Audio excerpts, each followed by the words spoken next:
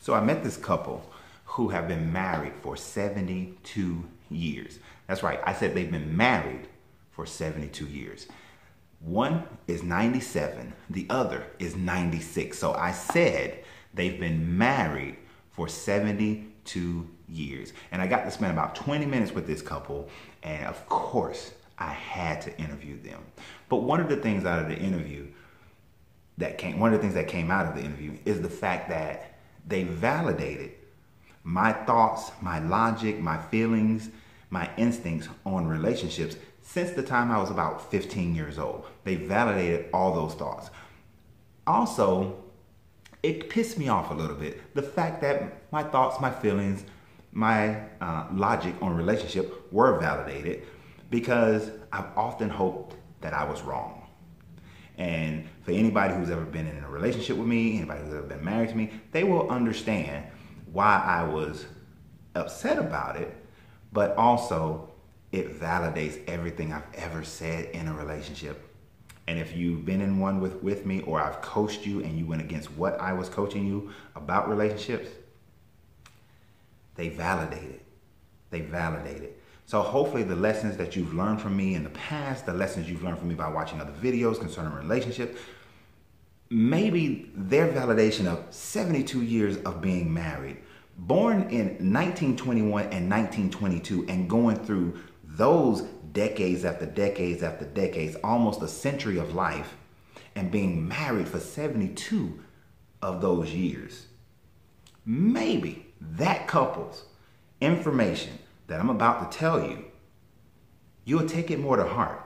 You'll realize that if you desire to have a 72-year marriage, that at 72 years, they are still holding hands. At 72 years, they are still making loving comments. At 72 years, they are still showing each other an amount of love that I don't even see in couples who just met, or couples who've only been together for a year, or couples who's only been married for 2-3 years. That maybe their experience, maybe what they told me, will sink in and make a bigger difference in your life. So what's up, everybody? How you doing? This is your Coach Renz. And if you're finding me for the first time and you're on YouTube, please hit that subscribe button and continue and hit the bell icon so that you'll get notifications anytime new videos are uploaded, as well as when we go live. We go live every Tuesday on Blog Talk Radio. It's blogtalkradio.com/The Alchemy of Life. And also, if you're seeing this on Facebook, continue to be a fan, continue to be on the channel. And if you're a Patreon, I appreciate everything that you do. Continue to support the channel, continue to support The Alchemy of Life. I appreciate you greatly. I appreciate you greatly. And everybody who always joins me on the live chat, I always appreciate you guys, and I appreciate the super chats as well. So, I'm Coach Renz. I've been coaching people all my life, for the most part. All my life, I've always, in some form or fashion, been coaching people. I've always talked to people about relationships. When I was in high school, I was coaching my teachers on relationships. Some would say that I missed my calling and should have gotten a degree in psychology and become a counselor, a professional counselor in that pathway. But in the last 10, 15 years, well, 15 years, I've been coaching people professionally. Like coaching them through their life, coaching them through their relationship, through their health, through their business. But the relationship part always had a special meaning to me. Always had a special meaning to me. It always had this special meaning to me because I love relationships. I adore relationships. Oftentimes people will ask me about getting married again. You know, those who have been divorced and getting married again. I would tell people that just like one of my best friends, he got married until he married the right one, until he married the love of his life. I love relationships and will always, always, always, always, always, always seek to be in the type of relationship that I witnessed, the 72-year relationship. The information that they gave me is something that I pursued, I've ingrained, and not that I've been perfect at, but has been a big driver in how I view relationships in my entire life. My entire life, this has been me. That balance, that that way of thinking, that way of being, that I'm going to describe you and impart this information to you. So even though for you guys who've seen some of my other videos and maybe you listened to the relationship video, maybe you agreed, maybe you disagreed, maybe you thought that it was too much, maybe you thought that it was impossible, I'm going to impart to you what this couple told me. And if you've listened to my videos before, it'll ring a bell for you. It'll remind you. You'll say, you've already talked about that. You've already mentioned that. You've already said that before. Well, this is for jogging your memory. And like I said in the first part of this video, if you've been in a relationship with me and you've gone on, of course, you've gone on to your next relationship, many of you have realized this already. Many of you have come back and told me that you realize that what I was saying does make for a great relationship. Many of you have told me that. And I'm not going to call any names out, but you know who you are. You know who you are. And for those who agree with me, but still a little bit stubborn on it, still going through relationships and still not really getting it, hopefully if you're watching this, because I know you are, it'll click for you. Hopefully it'll move you to the next level so that you can find that bliss. I always want everybody to find that blissful relationship, no matter who you are. I want everybody to find that 72-year marriage, no matter who you are. And mind you, the health of this couple, the non-walker needing of this couple, the non-cane needing of this couple, the getting in and out of the car and, on their own power of this couple, the sharpness of mind of this couple, the sharpness of memory, the memory of this couple. I mean, if I could do a whole nother video just talking about their experience through life, that sharpness is still there at 97 and 96 years old. And by the way, she's 97 and he's 96. So of course he made the joke that he had an older woman. But so the sense of humor, the laughter was still there. The enjoyment of traveling to spend the holidays with their great grandkids is still there. So for those who may say, at that age, that's too old. At that age, I can't imagine that they're just probably keeping company with each other. But no, they're still out dating at this age.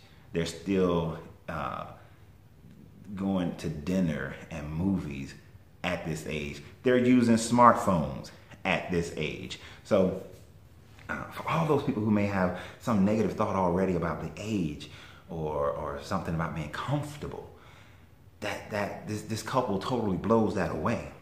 So let's get into the things that I want to talk about that they told me that validates everything I've ever said about relationships. And yes, I'm going to get a little bit personal, so I hope you guys don't mind. Is it okay if I get a little bit personal? Because I will get a little bit personal, so I hope you guys don't mind that. But at the same time, for those who may feel like I'm talking about them, yeah, I am. And maybe you need to hear it. Some of you, there's still levels of contact that I see. So some of y'all still need to get a grip on these things. So let's move forward. When I asked them, 72 years, and when they told me all the different decades and eras that they've been through of, going through World War II, going through the Great Depression, going through women's suffrage, going through civil rights, going through, all these different wars, of Korean War, Vietnam era, going through this stage, the hippie stage. And mind you, these are two white people in the South, right? But going through the change of the society, recognizing that the way that their parents raised them in the South was not a good way to be raised. Recognizing that just because somebody has told you and conditioned you of something, at 96 and 97, they realize that the conditioning is not something that they had to stick with, that they can change their mind and change their being at any point in time. And even right now, they still believe in being able to keep up with society, keep up with technology, keep up with how people relate to each other. they're telling me that seeing some of the atrocities that were committed towards minorities changed who they were, changed how they function in life, seeing the unfairness at working for companies for 40 years. I mean, he retired 3 times. He just retired at 92. He just retired at 92. That deserves a retelling. So going through all of that and still maintaining their relationship, being ostracized from their community because they didn't agree with how people were being treated, how women were being treated. They didn't agree with those things, ostracized them often, but they still maintain their relationship, their connection. And let's talk about why and how. So when I got into the relationship aspect of their life, which I got there real quick, 72 years of marriage, you got to get there real quick. The first thing that she said it first. She said it first, actually, before he got it out. The first thing is that she said, you have to be purposeful in your relationship. You have to be intentional in your relationship. Her exact words were, you have to have purposeful intention in your relationship. That she and he realized at the beginning of their relationship that they were 2 different people coming together, 2 different upbringings coming together. That the way she flowed, the way he flowed, didn't necessarily mean that they would flow together. And instead of being the break, the fork in the river, they decided that their currents should match up and that they should be intentional in that, purposefully. Because their purpose was to have an amazing, great, long-lasting relationship. Yes, it would have issues, but they realized that they had to be intentional on that purpose. That they had to realize whatever it took for him to be happy in the relationship, she had to do consciously, purposefully, intentionally. Whatever it took for her to be happy in the relationship, he had to do purposefully, intentionally in the relationship. That when he says or she says that the house must be kept a certain way, it was purposefully and intentionally kept that way. When their dating and their intimacy needed to be a certain way, that it was purposefully and intentionally done that way. He talked about oftentimes he got distracted by work. He got distracted by work. And his distraction in work took away from his purposeful intentions towards his wife. That he got so distracted that one of the things that made her happy was him coming home and sitting at the dinner table with the kids and them having that family time. That made her happy. That made her feel appreciated for what she was doing in the home. That made their relationship better, because now she functions better because she's happy knowing he's coming home. So at one point, he got distracted by work, wasn't coming home all the time, on time, was a little flighty or dismissive about coming home and having dinner with the family.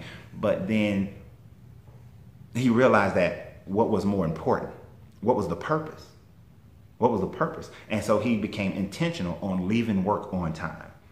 If he had to do extra work, if he had more to do, instead of taking the smoke break, instead of taking the longer lunch breaks and taking the next smoke break, he decided not to take those breaks. Then he realized that his smoking period was causing a distraction. So he stopped smoking. Now we're talking about a time frame, an era where everybody, for the most part, smoked. But he decided, no, I'm not going to smoke. This has to stop, because the purpose is my wife and my family. The purpose is this relationship. So let me be intentional. And he stopped smoking. This is before you had your patches and all that kind of stuff. He just made up in his mind that his wife's happiness was more important than smoking. His wife's happiness. See, When you are purposely intentional about your relationship, you realize that certain things that you deem a priority that is superseding the activities, the words, the intentions that makes your spouse happy, that you have to let those things go. You have to let those things go. You guys have seen me many times before talk about how people in today's era are on them damn phones and they're doing this while their mate sits there waiting patiently for them to deem their relationship more important than these daggone phones, than scrolling through your Instagram, through your Facebook, through your doing your Snapchatting, that the phone is more important. I told you guys about one time when I had met a young lady. We had talked for hours and hours and hours on end before we physically met. For days and days and days we talked. And then when we finally first met, she spent most of the time doing this. Talking to me on the side. You know that didn't last long. That right there can't be. You're telling me that this phone is more important. This phone is more important. I've told you how I was in a relationship where I came fifth in the relationship. There was like the church and the school and the kids and the house and everything else was more important. Another time the work and the cleanliness of the house was more important than spending quality time. They could be dead tired. Talk about how they're too tired to be intimate, too tired to dance, too tired to go for a walk, but 20 minutes later, as you've talked about how too tired you were the entire time for 20 minutes, you walk into the home and you spend the next 40 minutes cleaning the house, vacuuming, sweeping, wiping, doing all these things. Because why? That's more important than you being tired. When you put things like that ahead of your relationship, you're destroying the relationship. And I've told you guys many times, one of the other things they realize about being purposefully intentional is that, well, let me see how I want to phrase this. I don't want to phrase this wrong. But one of the things they realize about being purposefully intentional is the fact that you have a tendency to say, I'll get to him, I'll get to her, I'll get to him, I'll get to her, thinking that you have time. Because there's no immediate consequence to your actions. Because there's no immediate consequence to your action, you feel like, I know I didn't dance with her tonight. I'll dance with her tomorrow. And then tomorrow goes by. And then the next tomorrow goes by. And the next tomorrow goes by. And you haven't held her close and danced with her, looked into her eyes, let the lyrics of the song permeate into your being. You've skipped that. And now a week, 2 weeks, 3 weeks have gone by, and she says, well, you don't dance with me anymore. She's not telling a lie. You haven't. You didn't realize the consequences of your actions. And of course, in their relationship, they had spells where they let things distract both of them to the point where the negative influences were able to come into life. They had those struggles where they were about to depart from one another, but then they realized that they had to cut everything out. They realized that they had to move away, and that's one of the things they had to do. They moved away from their family so that they can focus on each other, because they was allowing too many family distractions. But they also realized they was allowing too many of their distractions in their life that caused them to say that, you know what, I'll get to him, I'll get to her, she'll be all right. It's kind of like your job, and I've said this many times before. If you show up late for work, how many times can you show up late for work before you know you're going to get written up, before you know that you're going to get fired? 3, 5 times? And you will drive fearlessly crazy through traffic to make sure you get to work on time. You will run out the house half dressed, putting on makeup while you're driving, tying your tie while you're driving. You'll do all this crazy, dangerous stuff while you're driving to work because you know you got to get there on time, because if you're late this time, you've been late 2 days in a row, if you're late this time, you know you're going to get written up. There's an immediate consequence to your action, and you know if you get written up, you lose your job, now you can't pay your bills, now you don't have lights, you don't have food, you don't have a place to stay. All these negative things start happening because there's an immediate consequence. So what do? You make sure that you're at work on time. You make sure you come back from break on time. You make sure you do all these things that you're supposed to do for your job. You make sure these requirements are met, and you do it. Whether you like it or not, you do it. Why? Because there's an immediate consequence. And that's what they told me about being purposefully intentional. And I was just like, man, this is what I say all the time. That people don't realize that there is a consequence for you not being purposefully intentional in your relationship. Just because you don't see it immediately doesn't mean it's not there. I told you guys I need to lose about 30 pounds. I knew what I was doing 6-8 months ago was putting on weight, and I knew that there was consequences for it. I know that, but most people would say the 30, 40, 50, 60 pounds snuck up on me.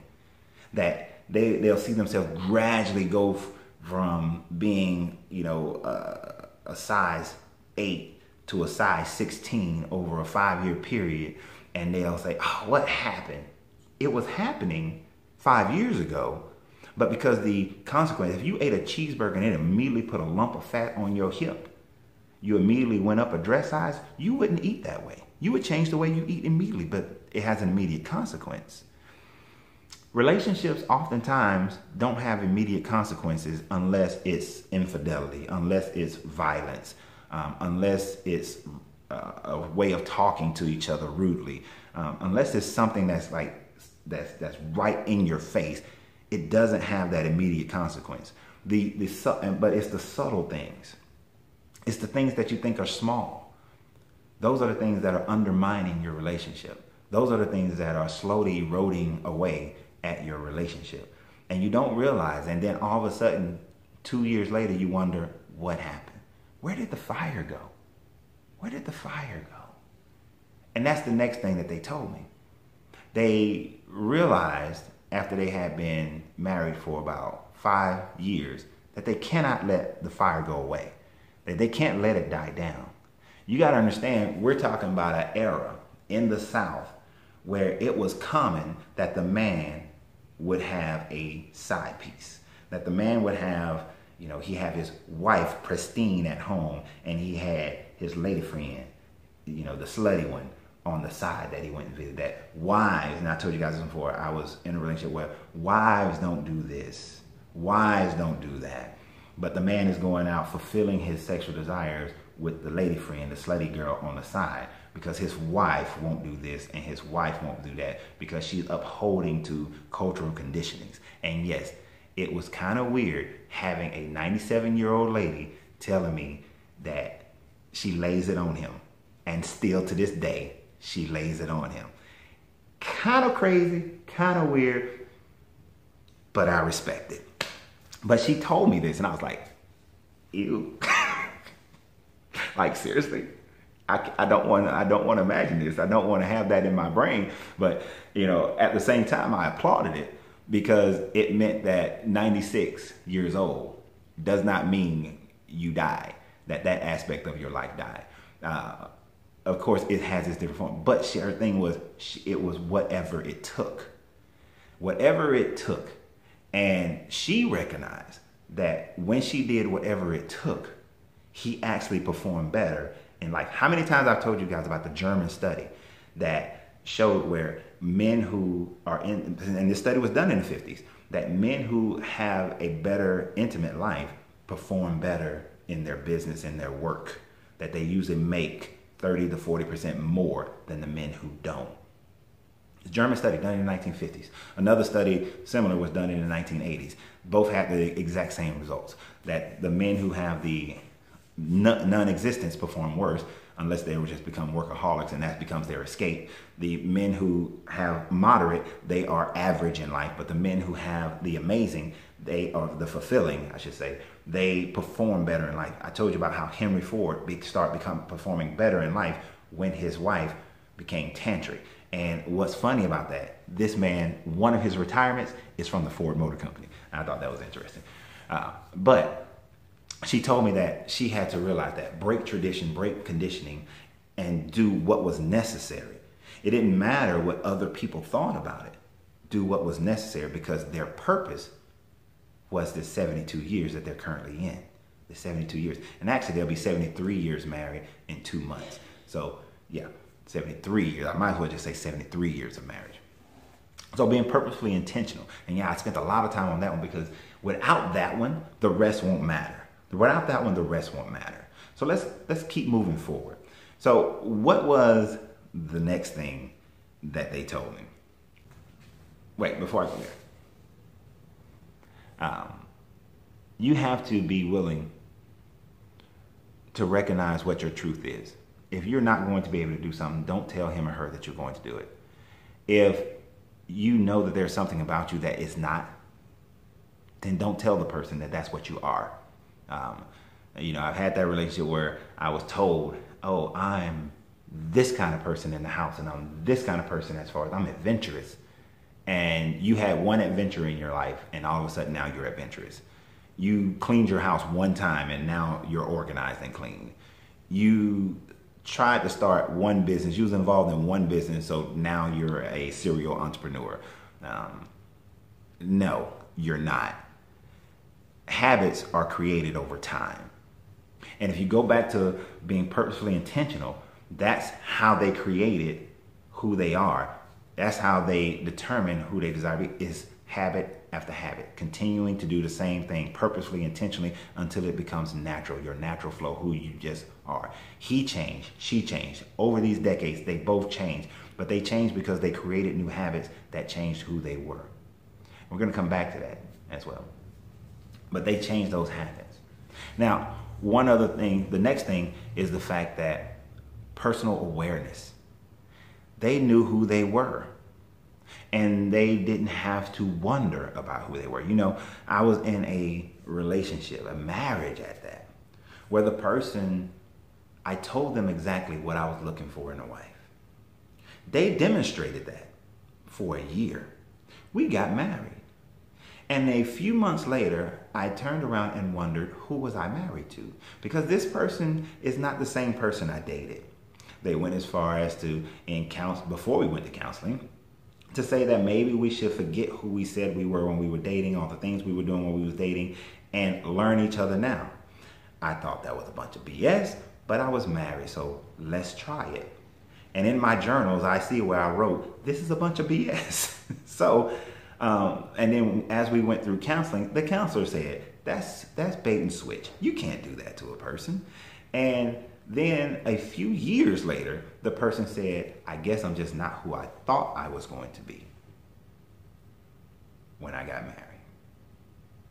You see, they thought they was going to be a certain person when they got married. They had an image of who they wanted to be when they got married, but it wasn't who they desired to be. They didn't have the self-awareness to recognize who they actually are during that time, the self-awareness to realize that they hadn't been in a relationship in 6 years. They hadn't been intimate in 6, 7 years. So they thought that they were this high libido person, but they weren't. They thought that they were this adventurous person because they went on a couple of cruises and a couple of trips with their girlfriends. They thought they were this adventurous person, but they're only adventurous on the 2 vacations a year that they take. Not really adventurous on a weekly basis. Not really let's go out on a Tuesday kind of people when there's an event going on, a poetry night, some kind of live music session. They really weren't that person. They saw it on TV. They saw it in movies. But it wasn't a big enough drive and determination in them that it became a desire. So they didn't have the self-awareness. And when they finally come to the realization of who they actually were, that person that they described wasn't meant for me, wouldn't work for me. So the relationship, of course, ended. They told me that they had to develop their self-awareness but they already had a certain level of self-awareness when they first met each other to know that this was somebody that they could work through and work with and deal with. And they recognized that. They recognized that. And so they had this level of self-awareness that allowed them to be able to have the communication, to be able to work with each other, to be able to be honest with each other. And that's the next thing we're going to talk about is they had this ability, they developed this ability to have free, non-judgmental communication. That's next. That created this relationship. The next thing that they told me was communication. I told you guys in a video not too long ago, and I might find that one and post it at the end of this video for you to click on, that one of the things you have to start your relationship out with is with non-judgmental, open communication. Being able to express who you are. Being able to express who you are without worrying about judgment. Without worrying about if they're going to think negatively of you. A personal thing for me is that I'm just be honest with you guys, I have a high libido. And when that libido is not being satisfied, I take care of it myself. But I've always been made to feel bad about that.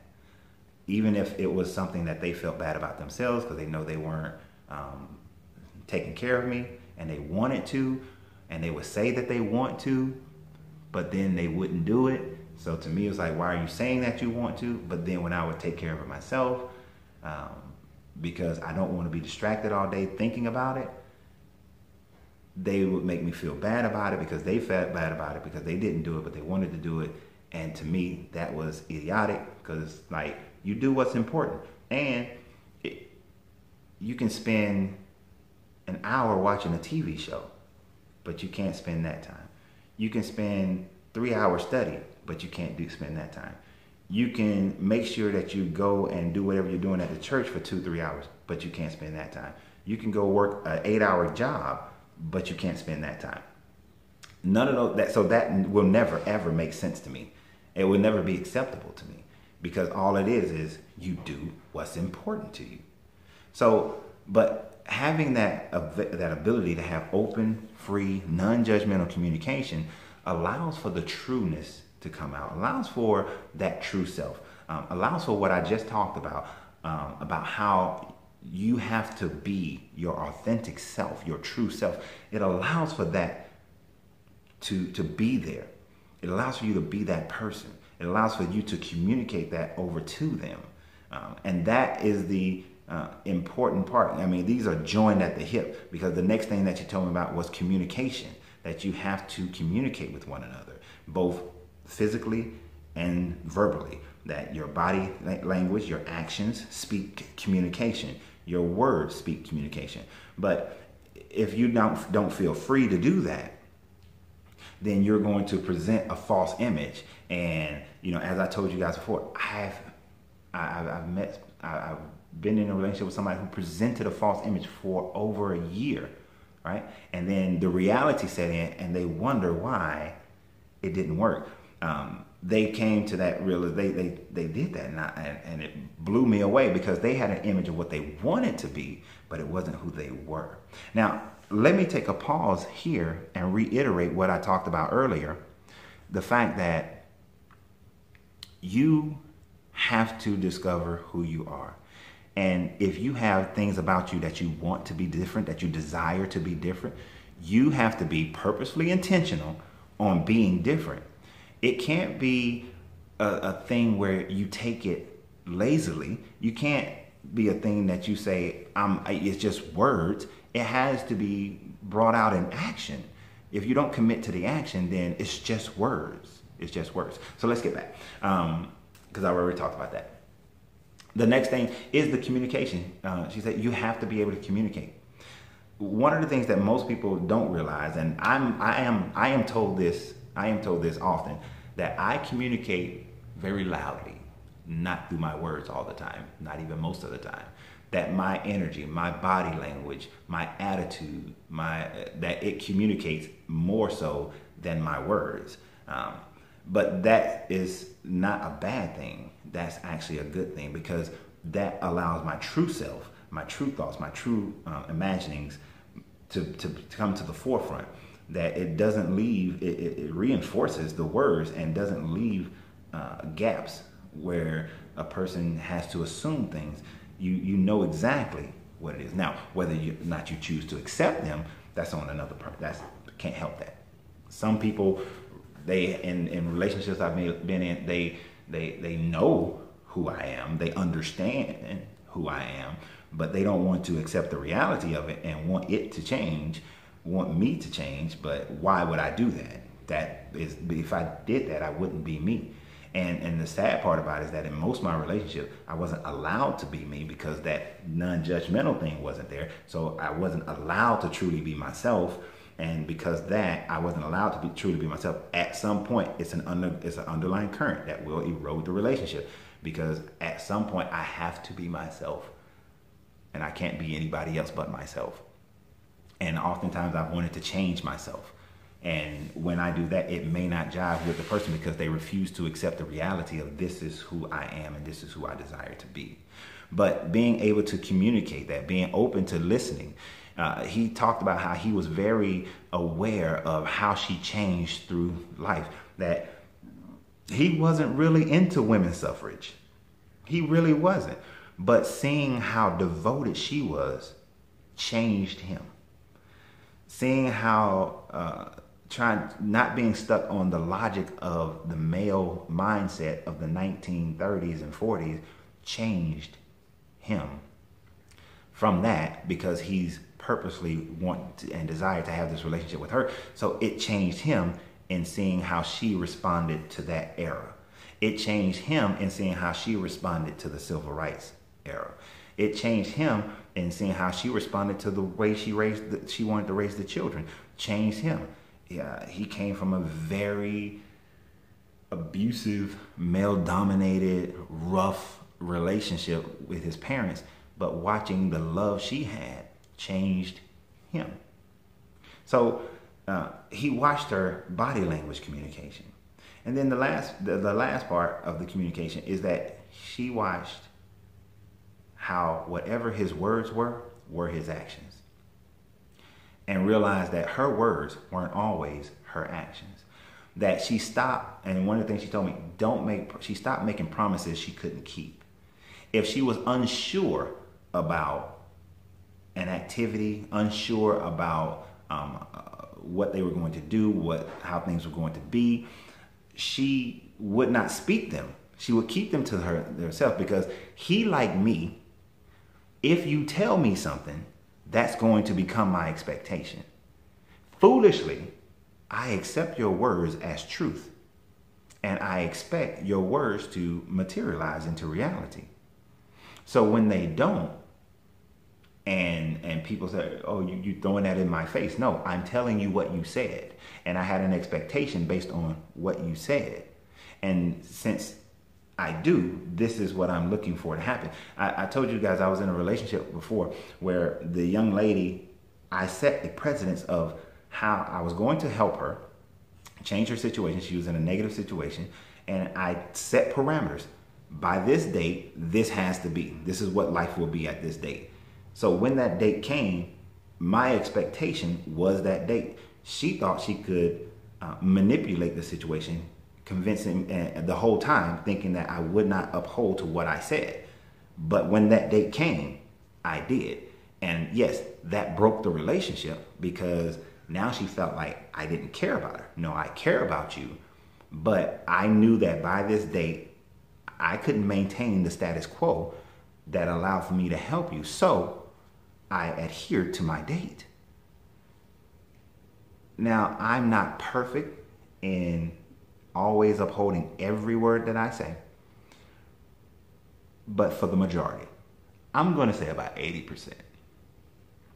In certain situations, I can say 90. Depending upon what time frame, I can say 90. Depending upon the total situation, I can say 90. But for the most part, I'm going to be fair and say, be conservative and say 80. I'm gonna say 80. Now, the next thing,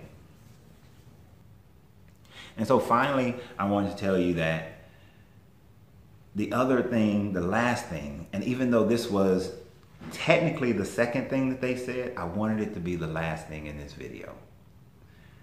They talked about the fact that they had to put in work. They had to put in work. That it doesn't just happen because you desire for it to happen. It doesn't happen definitely because you want it to happen. But they had to put in the work. That they had to you can't just have the intentional purpose. You cannot just have the communication and the desire, and you cannot just talk about it, but you have to put in the work. You have to make sure that if something is important enough to the other person, that even if you have to schedule it. So like if dancing with your wife is so important to her that it needs to be put on schedule, then you need to get on your schedule and put that dance with my wife, dance with my wife, dance with my wife, dance with my wife, dance with my wife. Even if you have to put it on the calendar, you put it on the calendar. Why? Because when you do something over and over and over and over again, it creates a habit. It creates your new norm. And just like everything in nature, if it's done repeatedly, it becomes permanent. It becomes the way it is. You know, I was, a few months ago, I was driving down the street and I saw this tree. It was a pecan tree. I live in Georgia. It was a pecan tree. And I saw how big it was. And I saw the amount of pecans that were on it. And it was sitting next to the side of the road, a busy traffic part of the road. And it was up against the fence. So the roots were integrated into the fence. It was by the road and it wasn't that tall.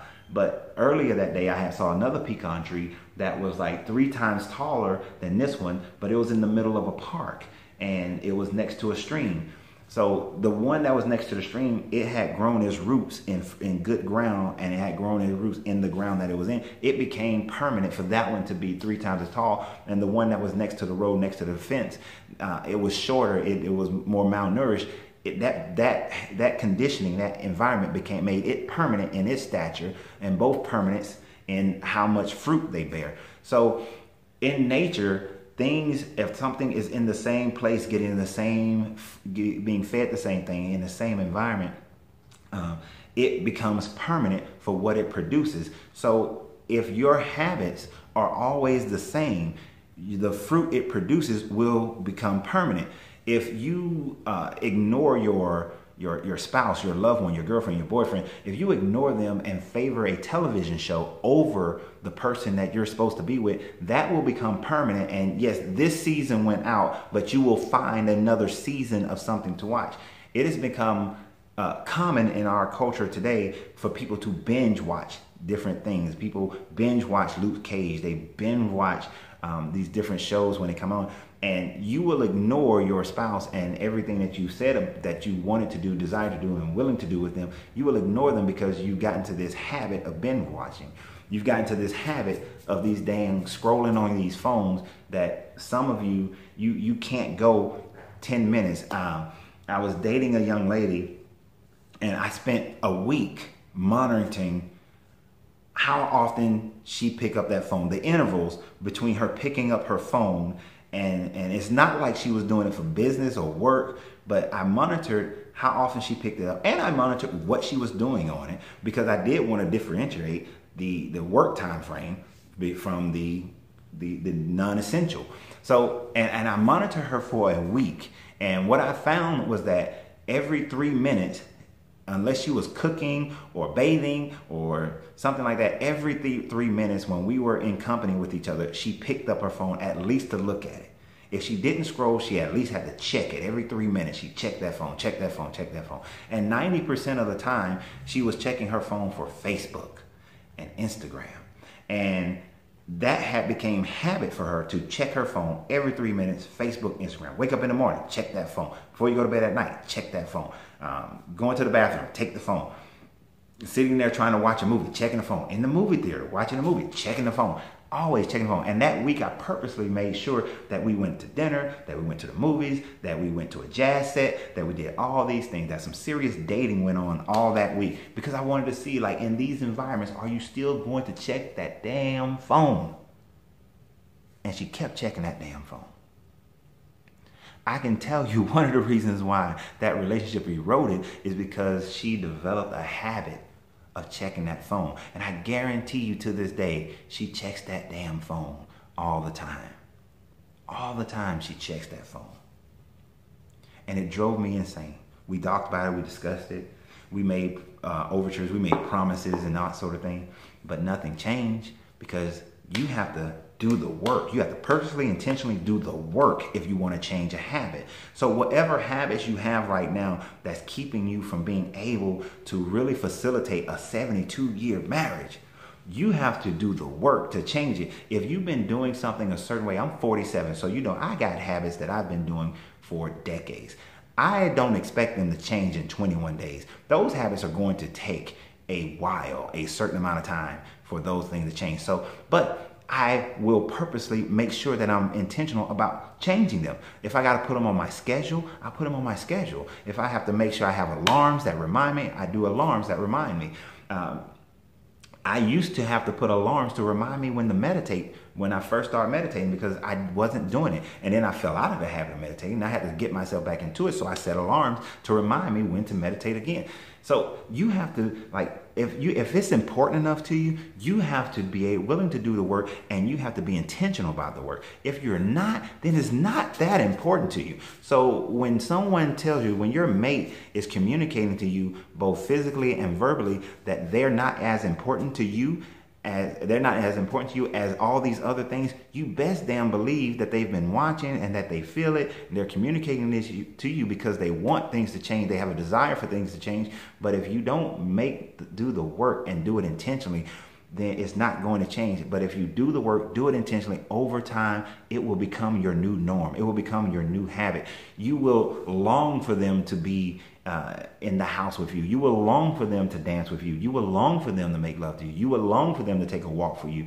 You will long for them to do whatever it is that makes you feel this amazing 72 years of love and marriage, where you're still just as giddy with each other, still holding hands, still talking about lovemaking, still talking about dating, still talking about trips that you're about to take, still experiencing life at its fullest.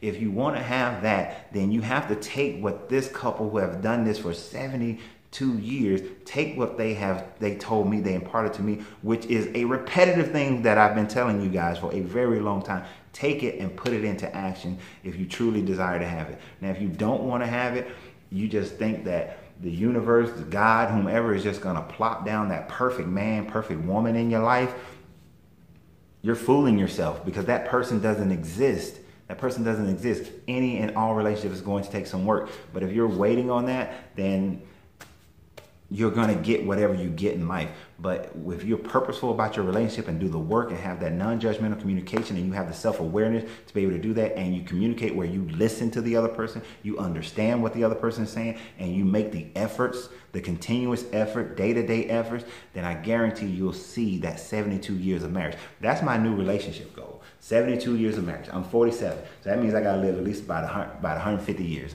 So I hope this has inspired you guys. They have certainly inspired me. So remember, you got to free yourself to be yourself, because your greatness is non-negotiable.